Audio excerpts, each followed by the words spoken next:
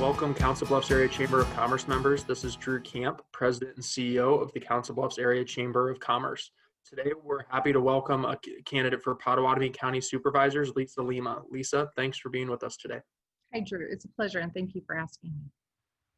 We'll jump right into the questions, and our first question deals with the top issues Potawatomi County is facing. So can you talk a little bit about, in your opinion, what are the top issues Potawatomi County is facing, and how would you address them if you're elected? Well, I feel that given that we're going through a pandemic, that has to be addressed, but also that we're looking at the effects, which are residual of the flooding. And so those two economic impacts that resilient with, and we need to look at long-term. I don't think that we can just use short-term answers or solutions. We need to look at long-term solutions that would unify, and we have to do it in a unified way. We all have to move forward on this together. Yeah, especially with some of those issues. I mean, you have to have the state, the federal, and the locals all kind of pulling in the same direction on issues like flooding, for example, to get things done. And when you look at the biggest issue that at the state level, so at the state house, that the governor and the legislature and the other executive branch folks are facing, how would you address it, and how would you advocate for or against the biggest issue, in your opinion, if you were elected?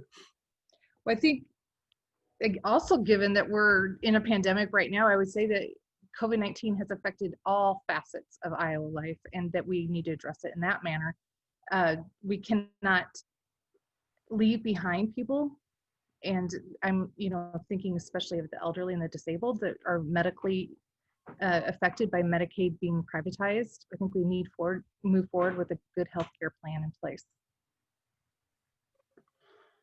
And when you look at the biggest opportunity for the county, what do you see as the biggest opportunity for the county going forward?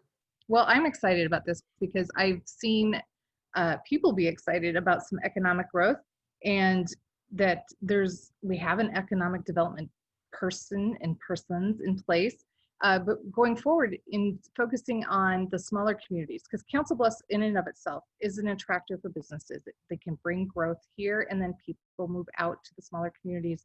And we can see through TIP and through some other grants that we can start some new housing developments. We can start some small businesses, restaurants, galleries. Potawatomi County in and of itself is becoming more and more of a destination spot. We have a lot of people doing outdoors fun activities. I think there's been a lot to do. My family has participated in a number of things. And I just see this all as a big, huge growth opportunity for everybody.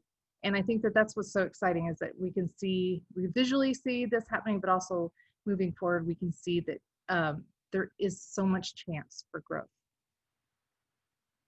Yeah, and we would certainly agree on behalf of the Council Bluffs Area Chamber. Obviously, Advanced Southwest Iowa also has those resources available for some development out in the smaller communities throughout Potawatomi County. But we too are a county-wide and a regional group as well. So anytime we can partner on those initiatives as well, we're always looking forward to do so.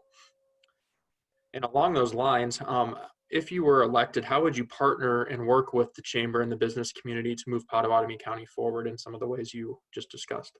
Well, I think we really need to focus on broadband. I think that is huge for any of these communities to grow further, is to have sufficient broadband. And I know that there's some lines being laid. This is being focused on right now. But this also would help with telehealth and making sure students have access to the internet. But telehealth in and of itself will help provide mental health opportunities for people who maybe cannot travel to go see a therapist or even their doctor.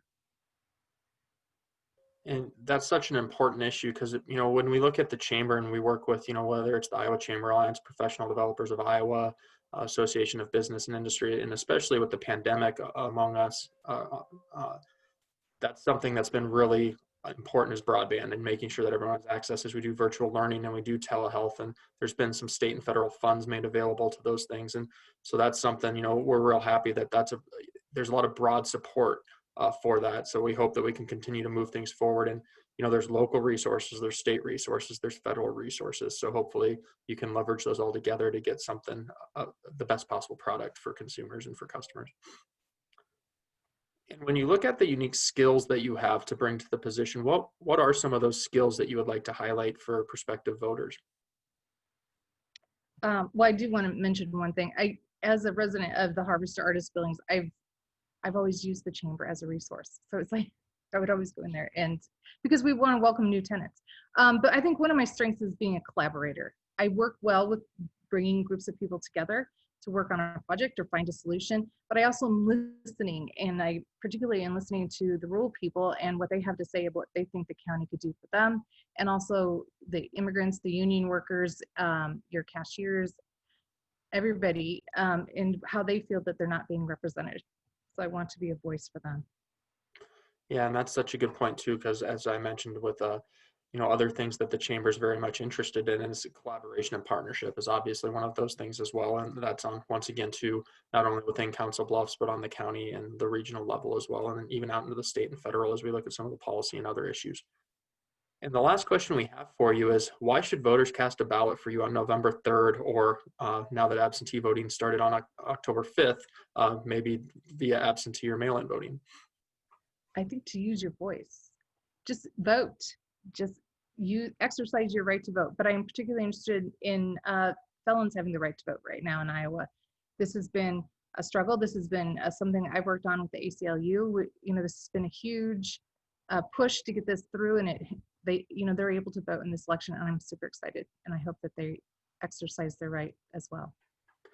Yeah, and just in having a conversation with you, obviously there's a few things you highlighted as to why people should consider voting for you on November 3rd, or now that absentee voting is available starting on October 5th. I think there's some reasons that you provided obviously in this video, and hopefully some people will take those away for some possibilities as to why they should consider voting for you on election day. Thank you, Drew. Yeah, well, thanks again, Lisa. We appreciate you taking the time.